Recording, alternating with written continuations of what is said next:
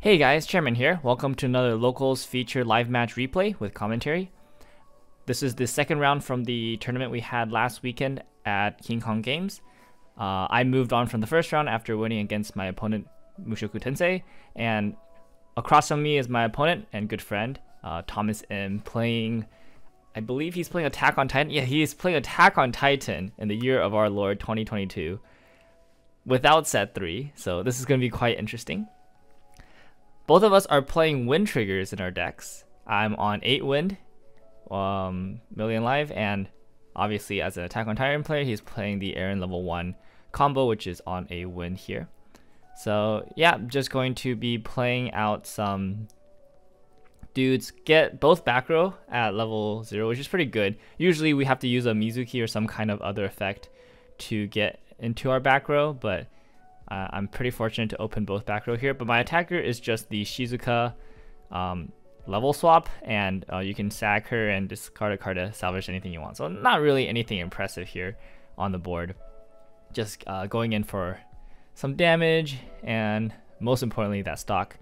I believe I was out a ton of climaxes here. Like, I'm pretty sure I'm holding 3 wins in my hand, and I'm just like, oh yeah, this is not looking good.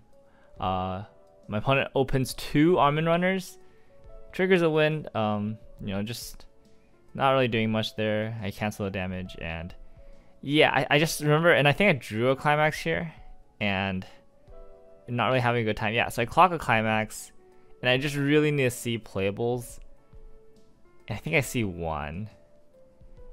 When you're climax screwed in a lot of games states, you just really can't do much. I think I need a brainstorm for a playable, which I do hit a wind, which is both a blessing and a curse, because it's good that I have a playable. I don't need to move this back row up, because I really want to keep this back row.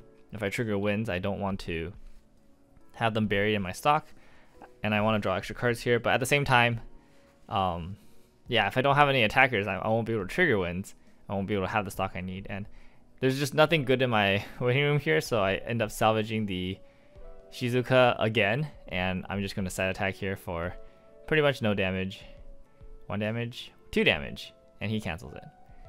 Yeah, so at this point, I'm like, okay, just hit me the level 1 here, and maybe we can pull off a combo or something to get back into the game. But yeah, looking very bad for me when my opponent gets to untap with both Almond Runners and just kind of have a field day on my board. He is out, I believe, 2 or 3 climaxes at this point as well, so he's definitely thinking about his own compression. So he does decide to go for a brainstorm here, just to mill through the deck. Not really thinking about hitting too much here, but definitely, yeah, he's out 3 climaxes because he triggered the wind. He discarded a split 2k, yeah, split 2k one, and then he also, I believe, yeah, so I think he triggered, he triggered 1 wind, canceled on the other wind, yeah, and then discarded a split 2k1 for mulligan. So he is out quite a few climaxes as well, but he is ahead on damage and gets to attack with 3 attackers here.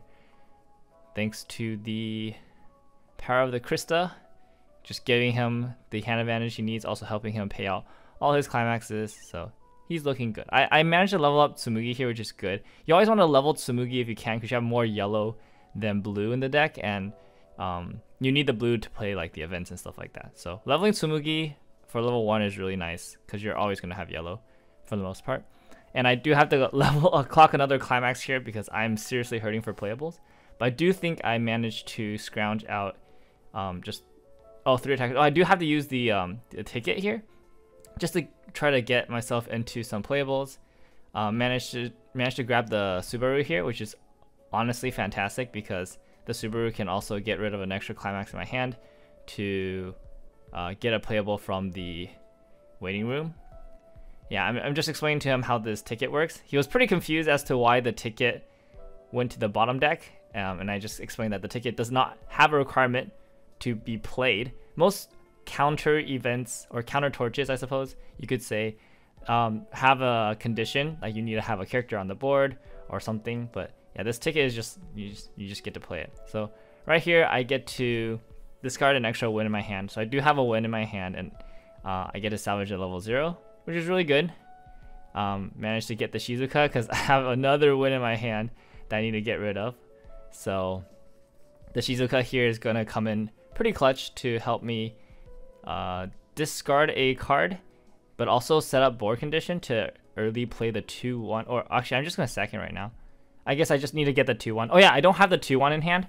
I have a 2-1 the climax for the 2-1, but I don't have the 2-1. So using the Shizuka here to set up the 2-1, and now I can play the 2-1. It gets -1 level if I have full board, apart from her. So 4 more characters on the board. She gets -1 level in hand, and she climax combos on the last wind trigger in my hand. So yeah, as you can see here, I discarded 2 wind triggers, 1 for Subaru, 1 for Shizuka. I clocked 2 wind triggers the past 2 turns. So you guys can understand how many wind triggers are in my hand at this stage of the game. Very unfortunate start here. And I can't kill his board. I believe I'm 500 power under either the Armin or the Krista.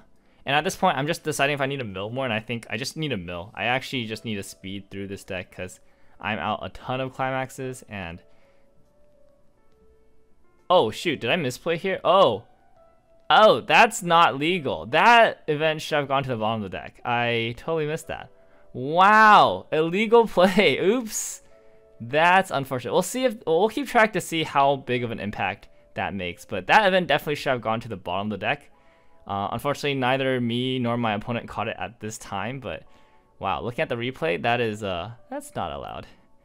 So I get to play the event, and we're gonna go and attack for pretty good damage here, and my opponent is out a bunch. Does cancel 1 of the last attack, so definitely doing really well in terms of the damage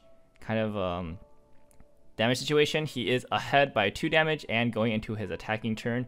Meanwhile, I've basically out all my climaxes for the most part. Maybe I think I have like 1 climax left in the deck, and I'm just gonna be taking a lot here if he can present a good board here. But I believe he doesn't have the win climax in his hand at this point, which is kind of unfortunate for him. Yeah, he doesn't. I can see that he doesn't have the win, so he won't be able to climax combo on this relatively weak board of mine, and he needs to go for an alternative play here. So let's see what he goes for. Decides to open up with the Brainstorm. I think that's pretty solid. Hits 1 here, gets to search anything he wants.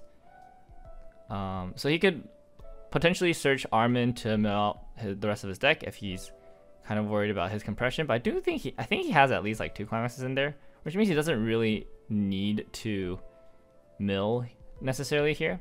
And he does have, I believe, a non-zero number of maneuver gears in hand already, which means that if he doesn't commit a full board, he'll be able to save some of his characters on the swing back. So he could potentially just remove as many of my characters as possible, and then on the swing back he can use maneuver gear to compress his deck a little bit more, so he'll get some nice cancels and then save a character, and then he'll be able to hopefully get the climax later and then combo on my subsequent board. He also manages to field the stock bomb here, which will get rid of my Iku. And I think her name's Iku. The Fukujiro on death, so I won't be able to mill through the rest of my deck like I wanted to. Although I think he just does enough damage here to just push me over anyways. Okay, we'll see. So we take 1 here. No climax here, which is honestly just amazing for me that he didn't. But he does trigger the stock soul, and I believe I just eat it. Yeah, I think I'm out actually. I think I might just be out here.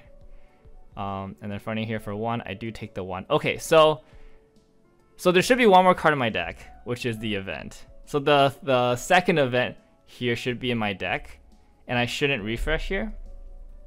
So let me think. So I guess the big difference here would have been I would have clocked, drawn a second 1-0 event, and then refresh, drew another card, rather than refreshing here.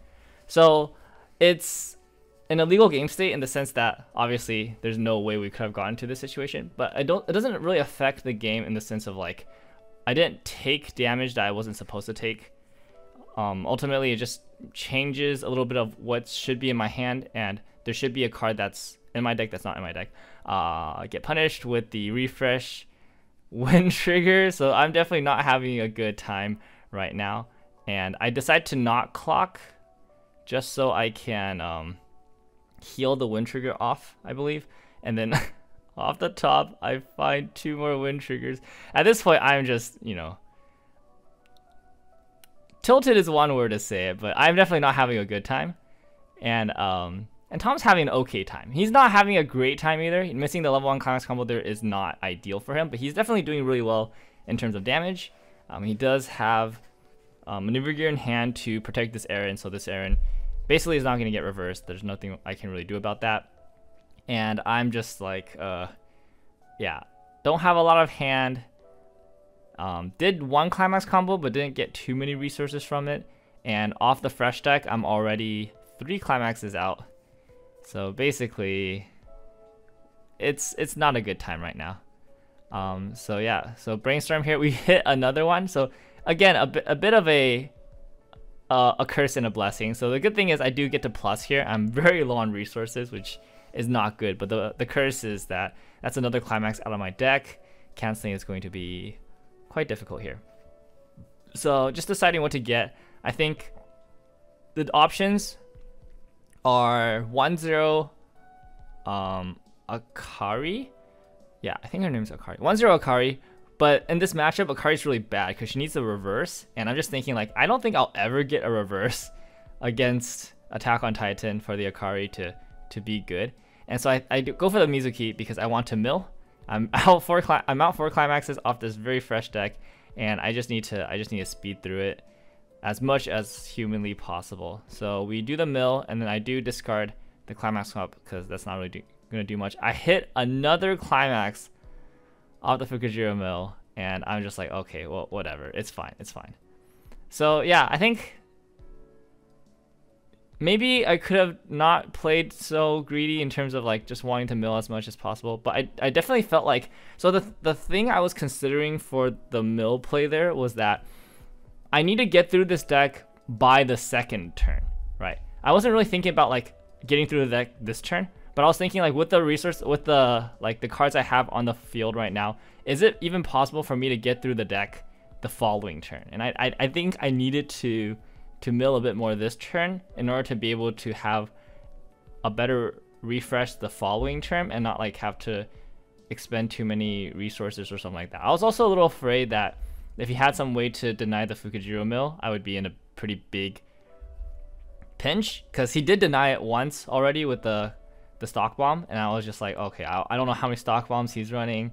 I don't know if he denies the Fukujiro mill, I actually might just be completely done. And yeah, my Tom triple cancels here. He's a good player, and I think he's just in a fantastic state if he has the climax. I kind of assumed he has a climax at this point, but I guess he still doesn't. I think he draws into it though here, and yeah, he's just not having a good time here. He definitely clocks here for sure. He triple cancels at 1. He's super far ahead. Yeah, draws into the climax. Oh man.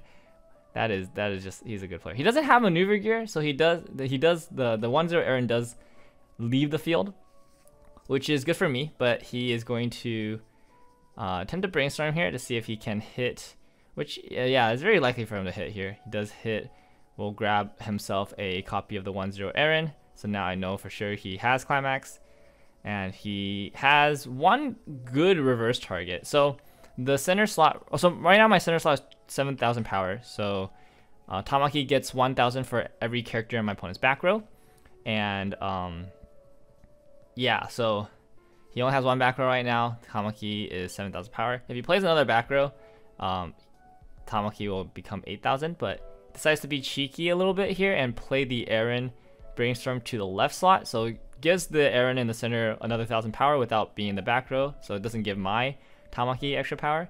And so he will be killing the Tamaki, and I believe not the Tsugumi here. Tsumugi, yes. Yeah, which is good. Being able to untap with Tsumugi is not a bad thing at all in this matchup.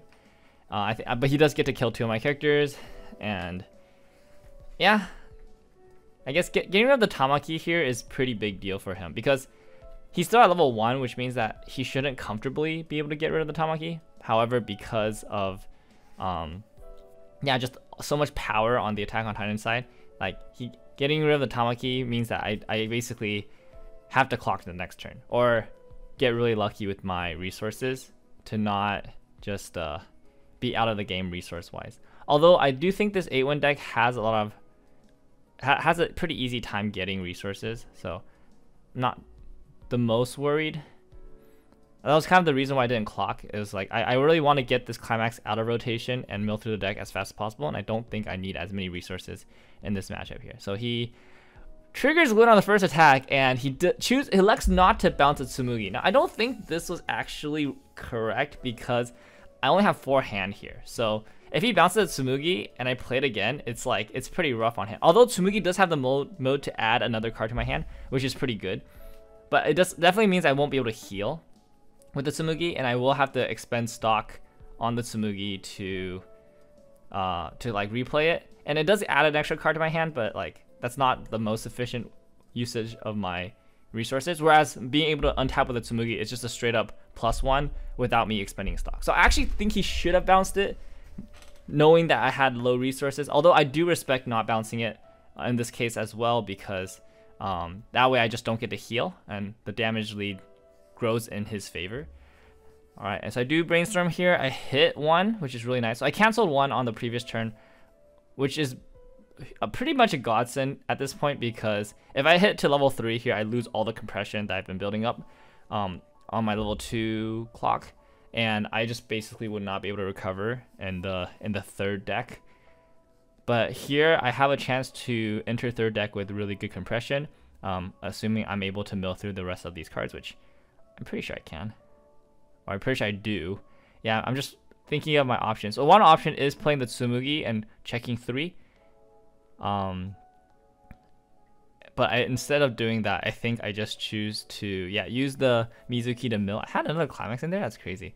But yeah, instead of using that, I decided to use the Mizuki to mill. The reason why I use the Mizuki to mill here instead of using Tsumugi is I want to build some stock for level 3, and just to have some kind of presence going on. And by doing this, if he does not have the maneuver gear here, I do get an extra stock on the clean 4 cards from my deck. And this is kind of just forcing out the maneuver gear, which is not a bad thing in my opinion.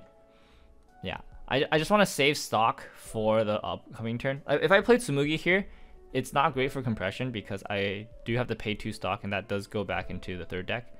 And I need an extra turn to make up the damage differential here. So yeah, just using the Mizuki as a free mill too is pretty good. Conserves a lot of my compression, and still gets through this entire board state. Also, Mizuki gets the attack empty for free. Since he doesn't have anything on that lane, he crashed into the Tsumugi the previous turn. So that definitely allows me to play a little greedier, but like also not commit as many resources. So if he chose to bounce the Tsumugi previously, that Mizuki, it would still be able to front the brainstorm, but it would be 1 less damage. And yeah, so I think bouncing would have been the better play, but that's kind of like in hindsight. I think in the moment, not bouncing is also correct. Yeah, I did get pretty lucky with the brainstorm there, so my hand resources is still doing okay. And so resource wise, doing good. Damage wise, I'm still behind like an entire level. So we shall see how the 3rd deck treats me here, as my opponent plays the 2, is that the 2-1? Yeah, the 2-1 Mikasa, and that's just gonna easily challenge the Tsumugi. Brainstorms hits 1, very nice. He's basically hit 1 on each brainstorm except for the one he did on the first turn, which is really good. That's like basically what you want your brainstorms to be doing. On average, it's giving you consistent advantage without kind of like messing up your deck state too much. And then of course in first deck, you're just happy to mill 4 cards out of that first deck. Does decide to, I think, push he pushes the Aaron up here, and then plays the arm in the back row, just really guaranteeing kind of multiple lanes of reverse, making sure that I don't get to retain my board whatsoever. He has been triggering a lot of wins that have not done a lot for him, which I guess is probably the one thing that's keeping me in this game, is that he should be a lot more compressed, but I guess because of the way he's been triggering, I've been able to land a few hits here and there. So it's not completely a lost cause for me right now, but it's not looking good. I will lose my whole board here with these 3 attacks. And yeah, so taking the 1 damage here, refreshing. It's not a climax, amazingly. And yeah, no climax on these swings, which is, I think, good for me. Okay, so here I'm deciding if I want to counter here. And I guess there's a lot to think about. And I remember thinking about this counter a lot because obviously it's a stock plus or minus neutral because it's on the Rio. So if the Rio gets a reverse, she'll give me a blind stock. So I effectively haven't used a stock on the Rio. It does open up a lane and saves the Rio. Now, the problem with saving the Rio is that I don't want the Rio on the board at level 3 necessarily, right? Because it is a level 1, it can be sided. However, in this matchup, I really don't care if he sides me. Usually his level 3s are the Mikasa burners, and he wants to affront those anyways. So I realized that the level 1 on the board is not as much of a detriment. And most importantly, I want that open board. I actually really want to be able to direct there because he's going to change into the Mikasa swapper. And if he gets to keep his entire board with the Mikasa swapper, he just gets to have his way like with whatever I'm going to do. But because he has that open board, I get a free lane of interaction and also, more importantly, damage push, right? Because again, I'm behind a whole level here. I need to be able to direct for extra damage, and he needs to be able to take it, right? But if he has a full board and he can just swap into whatever I kind of threaten out, it's going to be really bad for me. But by doing this, not only do I force him to not have a lane, I can also play 2 level 3s on the lane in front of the Mikasa swapper and also the Brainstormer, so that I can potentially get rid of the Mikasa swapper as well. If he doesn't have like a maneuver gear to save the Mikasa swapper, then I can actually put pressure on the Mikasa. So with all that in mind, I felt like the counter was just a good idea to remove the Aaron from the board and give me the option to the most option and the most damage potential on my following board. So that's the whole counterplay. I thought about that for quite a bit of time, and I actually think it was the right play even in hindsight, right? Because otherwise he just has too many degrees of freedom with the Mikasa swapper, and I just basically would not be able to challenge anything. Like he'll definitely swap into a lane that I can't win because I just don't have the resources to win every lane here. And then if he swaps into a lane that I can't win, then I have to crash, and then he gets the direct, which is like very favorable for him, depending on what he's running, obviously. But like if he's running like the 3-2 Aaron cancel burn, that's just like a crazy strong lane for him, just to direct into that. So yep, that's the reasoning. He is low on resources right here, so 4 stock, and if I can push him to level 3 here, it's going to be very difficult for him to present like a lethal final turn, and then I'll be able to potentially win on the crackback. So a lot of things to consider here. It's not a lost game yet, but it is definitely not looking good. So I do play Konomi here. Konomi is 11k, and on play gets another additional 2k, so she's 13. Will challenge the Mikasa, which is sitting at, I believe it's sitting at 13 in the center, but only 11 on the other side, something like that. I actually haven't played against Mikasa burner or Mikasa swapper in a long time. Brainstorm here misses. That's okay. I do have the what do you call it? The what's her face? Oh yeah, Hinata to pump 1k power. So one of these lanes will be over. So yeah, left lane is Tsumugi attacking for 11. Center is Konomi attacking for 13. Now 14, and I do have the wrong climax. That is not the right climax, but I just need to push damage here, and this way I do challenge the Mikasa burner on both lanes. And this also allows me to direct with the Rio first, so that if he does have maneuver gear, he will have to maneuver gear after I front the Mikasa, and then my Rio still gets to direct for the 3 damage. So the 3 damage sticking there with the Rio, that's just absolutely huge. Yeah, deciding whether or not on a front and side, I just decide, yeah, sure, we'll just, I think we'll just front. And then that sticks as well. So he takes an unexpected 6 here, very strong. Fronting here, decides, and obviously, you know, has the maneuver gear. Great maneuver gear target because the Konomi has the on reverse top check 3 rearrange, which would give me a lot of just a lot of stacking potential. Able to stack the climax not on the top, so it won't get sniped by the burn one, and I'll be able to cancel the meteor, the Mikasa swing. So yeah, just using the maneuver gear here is just really good for him. Allows him to save the field swap, so it's a strong 2 solo attacker on the following turn, but also just yeah, denying me the on reverse ability of the Konomi, and yeah, and that's going to be for 3 damage, and I think he takes this one too. Yeah, so it's kind of crazy. He took straight 9 on this new deck. Just kind of not really proof, but yeah, just fresh decks are very dangerous deck states because of the potential variance and how thick your deck is and how potentially spread out your climaxes could be, right? So not saying that every fresh deck will just have 9 on the top, but that is a higher chance that a fresh deck will have 9 on the top than a milled down deck, because once you get down to a certain number, then you know the likelihood of the gap decreases at a certain point. You just know that, like, if you have 8 cards left in your deck, there can't be a 9 clean stack. I guess if you count the fresh deck, you could potentially have a 9 clean stack, right? But just with 8, you can't. And I think he doesn't have the climax here, so decides to try to heal down. And opting to play, yeah, just play a healer. Oh, he does have a climax.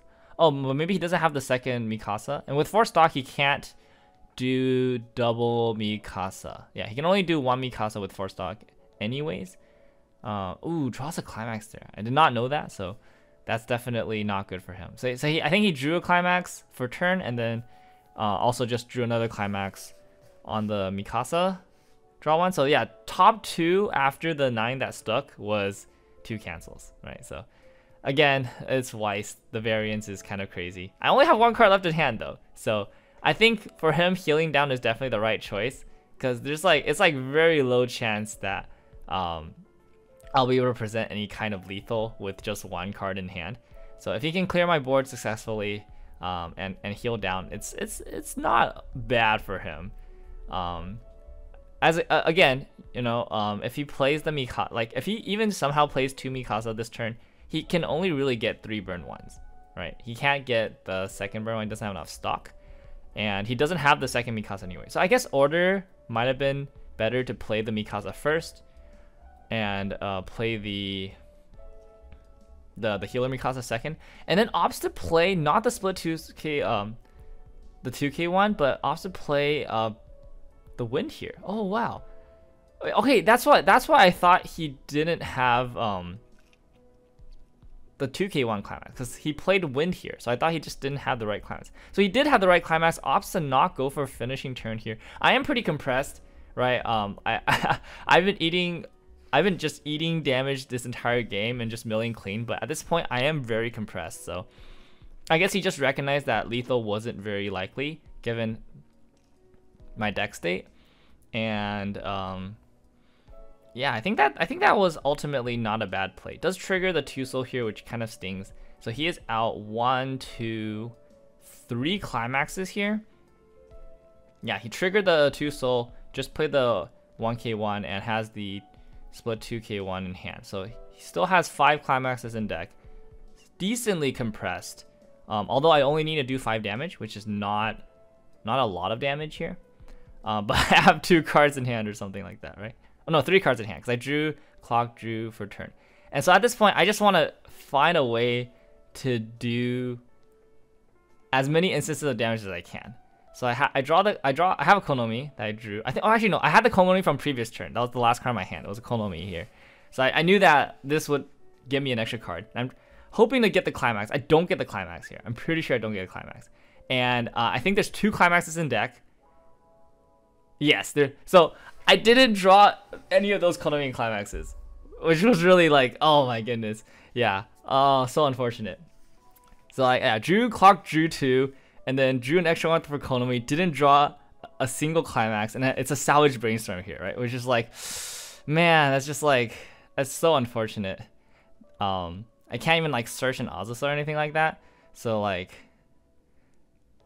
yeah, I just feeling like this is gonna be very rough.